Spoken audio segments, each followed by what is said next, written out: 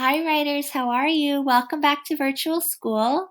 Well, writers, we're going to come back to something that we did at the beginning of the year, writing true stories. It's really fun to write about our own adventures, and the little things that happen to us can make for really good stories. So, I want to tell you about something that writers do often when they're just learning to write true stories.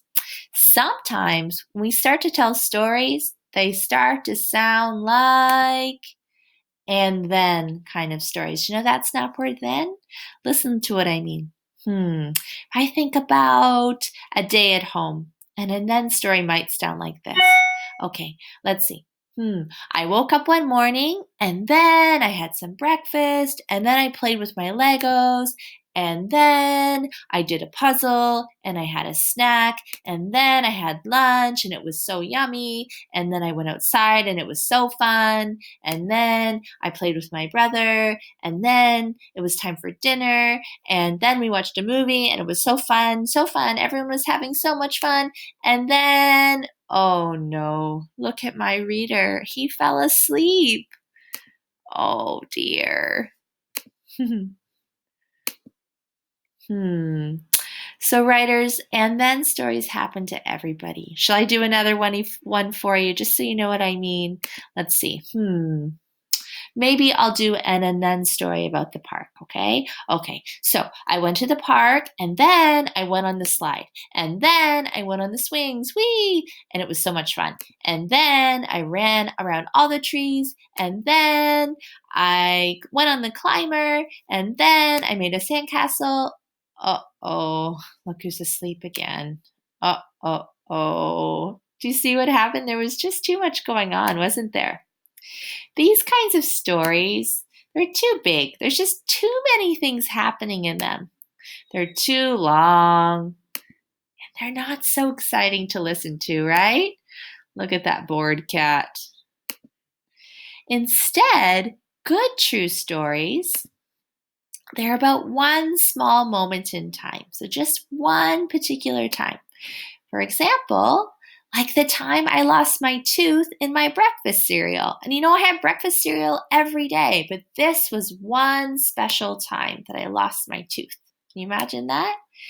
And good stories are about a time when we had a big feeling, not an ordinary time, a big feeling. For example, like the time I caught my finger on the slide at the park. Ouch! Right? You might go to the park every day, but when something big happens, you have a big feeling, it makes for a good story. So here's some feelings we might have. We might feel embarrassed or surprised or angry or worried or shy or very happy. When you have a big feeling, that's a good time for a story, even if it was something that made you sad or angry. Those sometimes are the best ones. So this is kind of like a watermelon. What? Miss Lisa, a watermelon? What does watermelons have to do with writing? Well, I love watermelons, but if I were to eat this big, giant watermelon, not only would I get a tummy ache, but I would be kind of bored.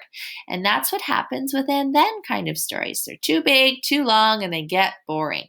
So instead, as a writer, we want to take a slice. It's just the right size and it gets right to the juicy part. Do you see those little seeds in there? Those are the juicy details that help our readers know what it was like to be right there with us.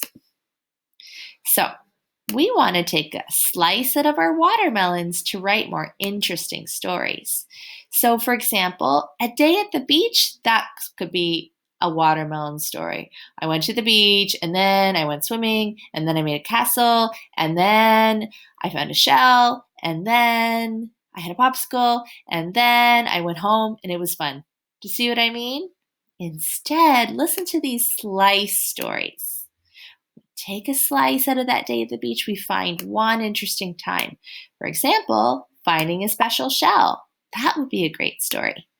Or a whole new story might be making a huge sandcastle and then it got knocked over by a wave.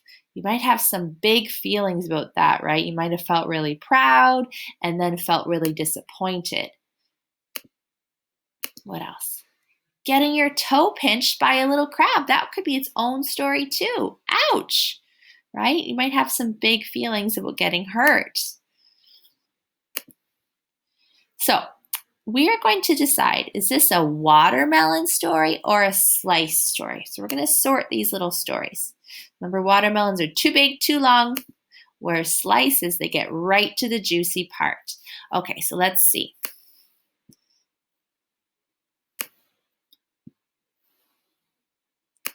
Oh, yes. Okay, so let's see. Going to the park. What do you think? Watermelon or slice? Yes, it's a big watermelon.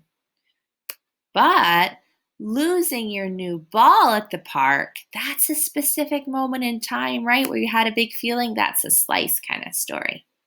All right, what about this one? The first time you rode your bike by yourself. Oh, that would have a big feeling, wouldn't it? That's a slice kind of story. Let's see, what else have we got over here?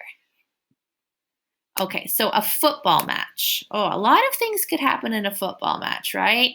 You could score the winning goal. You could drop your water bottle. You could, I don't know. What's else? I think a football match is still too big. But look at this one. Almost scoring a goal playing football, but tripping over your shoelace and falling. See how it's a big feeling? It's a specific part of the giant football match. All right, now a birthday party. A birthday party is so much fun. They make for great stories, but a birthday party might turn into and then kind of story. Instead, winning at musical chairs at the birthday party, that would have a big feeling, wouldn't it? That's a specific part of the big birthday party. Playing at home all day. Well, we've been doing a lot of that lately, right? That would be a big and then kind of story. That's a watermelon. Losing a tooth at a restaurant. Oh my goodness, that would have some big feelings, wouldn't it? That's a great slice story. All right, so writers, we're going to practice sorting different little story ideas into watermelons and slices. And they're going to help us come up with our own idea for a story. All right, writers, off you go.